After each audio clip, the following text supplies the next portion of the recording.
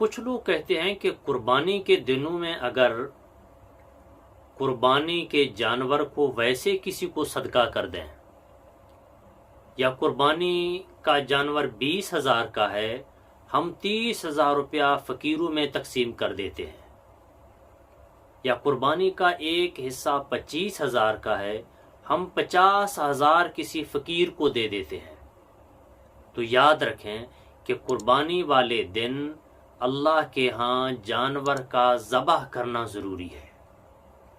قربانی والے دن ہر طرح کا صدقہ جو عام ایام میں آپ کرتے ہیں، ان سب سے بڑا ثواب جانور کے خون بہانے کا ہے۔ بے شک آپ جانور ذبح کریں اور ذبح کر کے فقیر کے حوالے کر دیں، کچھ بھی اس کا نہ رکھیں، لیکن قربانی کے لیے جانور کا ذبح کرنا لازم ہے۔ قربانی کے دنوں میں جانور کا ذبح ہی لازم ہے۔ کوئی صدقہ قربانی کے قائم مقام نہیں ہو سکتا، چاہے آپ ڈبل دیں، ٹرپل دیں، یا کئی گنا بڑھ کر کیوں نہ دیں۔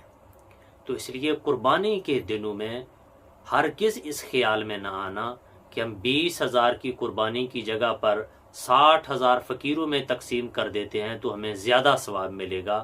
بالکل نہیں ملے گا، تم الٹا گناہگار ہو جاؤ گے۔ ان 3 دنوں میں تم پر قربانی لازم تھی جو تم نے نہ کی۔